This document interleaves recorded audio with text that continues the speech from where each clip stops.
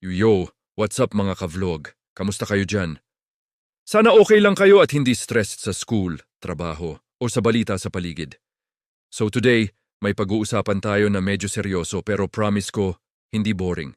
Pag-uusapan natin ang importansya at tungkulin ng DILG Secretary. Kasi aminin natin, madalas naririnig natin yung DILG, pero parang ano nga ba talaga ginagawa nila?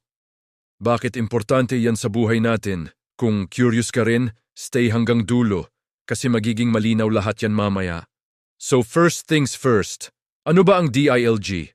Ang DILG ay Department of the Interior and Local Government. Ito ang ahensya ng gobyerno na namamahala at gumagabay sa mga local government units o mas kilala natin bilang probinsya, lungsod, munisipyo, barangay. Ngayon, sino naman ang DILG Secretary? Ang DILG Secretary ang pinuno ng ahensyang ito.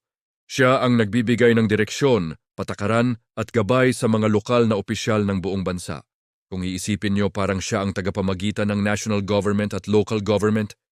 Quick side note muna, ang local government ang pinakamalapit sa mga mamamayan. Sila ang nakikita natin araw-araw, barangay captain, mayor, governor. Kung may problema sa basura, baha, peace and order, ayuda, proyekto sa barangay, local government agad ang tinatakbuhan natin.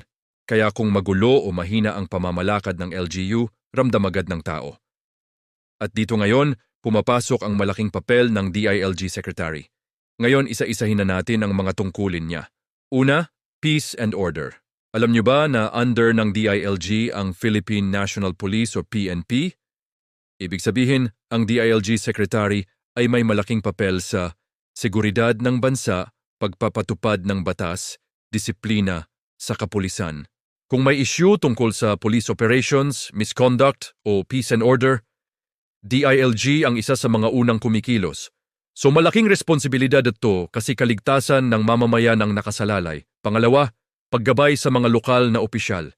Hindi lahat ng lokal na opisyal ay expert agad sa pamamahala. May mga bagong halal, may kulang sa kaalaman, may kailangan ng training. Ang DILG Secretary ang naglalabas ng guidelines, nagpapatupad ng training programs, nagche-check kung tama ba ang pamamalakad ng LGUs. Parang coach siya ng buong local government system ng Pilipinas. Pangatlo, pagpapatupad ng mga programa at batas. Kapag may bagong batas o programa ang national government, halimbawa disaster preparedness, anti-drug campaigns, barangay development programs, ang DILG Secretary ang nagsisigurong. Naiintindihan ito ng mga LGU na ipapatupad hanggang barangay level. Kung walang maayos na coordination, sayang ang batas at pondo. Pang-apat, good governance. Isa sa pinakamahalagang papel ng DILG Secretary ay ang pagsusulong ng good governance. Kasama dito ang transparency, accountability, disiplina sa mga opisyal, laban sa korupsyon. May mga evaluation at performance checks ang DILG para masigurong tama ang paggamit ng pondo, may proyekto talagang napapakinabangan ng tao. So ngayon tanong, bakit siya sobrang importante? Simple lang, kung walang DILG Secretary, kanya-kanya ang LGU, walang malinaw na direksyon, pwedeng abusuhin ang kapangyarihan, ang DILG Secretary ang nagsisigurong. May kaayusan, may disiplina, may koordinasyon mula nasyonal hanggang barangay. Sa madaling salita, siya ang isa sa mga dahilan kung bakit gumagana ang sistema ng pamahalaan sa lokal na antas. So ayan mga ka-vlog, ngayon, mas malinaw na sa atin kung ano ang tungkulin at importansya ng isang DILG Secretary. Hindi man sila laging nasa spotlight, pero malaki ang epekto ng trabaho nila sa araw-araw nating buhay.